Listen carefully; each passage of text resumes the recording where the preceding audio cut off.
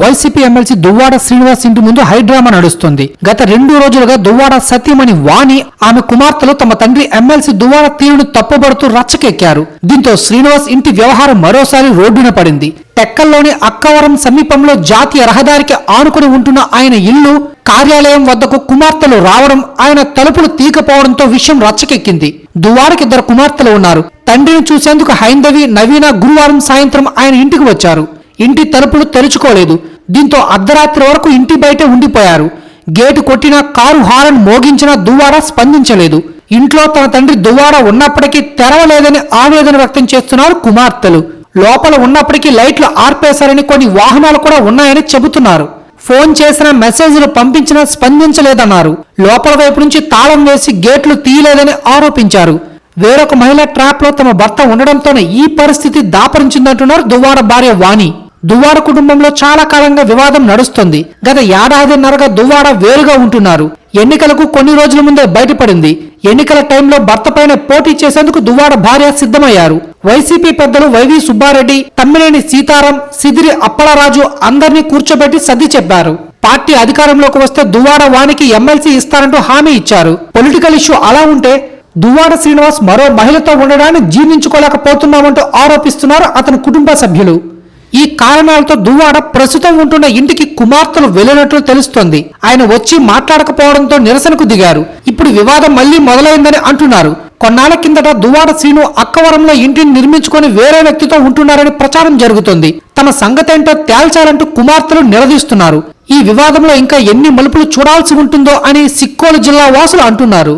YCP MLC Duvvada Srinivas కుటుంబ వివాదం రచ్చగా మారింది. 2 రోజులుగా దువ్వాడ ఇంటి ముందు కుమార్తెలు నిరసనకు దిగారు. తమ తండ్రి బయటకు రావాలంటూ మౌన పోరాటం సాగిస్తున్నారు. కొత్తగా నిర్మించిన ఇంటిలో మరో మహిళతో కలిసి ఉంటున్నట్లు ప్రచారం జరుగుతోంది. దువ్వాడ శ్రీను, వాణికి హైందవి, నవీన అనే 2 కుమార్తెలు ఉన్నారు.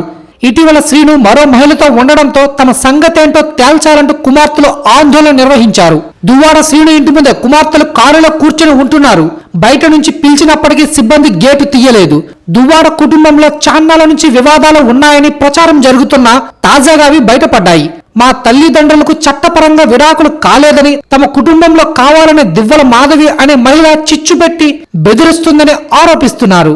అయితే 2002లో దువ్వాడ వాణినే తనను పార్టీలోకి ఆహ్వానించారని ఆరోపణలు ఎదుర్కొంటున్న దివ్వల మాధురి వెల్లడించారు. తనపై లేనిపోయిన నిందలు వేసి రోడ్డుపై నిలబెట్టింది దువ్వాడ వాణి అంటూ మండిపడ్డారు దివ్యల మాధురి. రాజకీయంగా తనకి టికెట్ కోసమే వాణి ప్రయత్నిస్తుందన్న ఆమె, నా లైఫ్ కి సెక్యూరిటీ ఎవరు అంటూ ప్రశ్నించారు.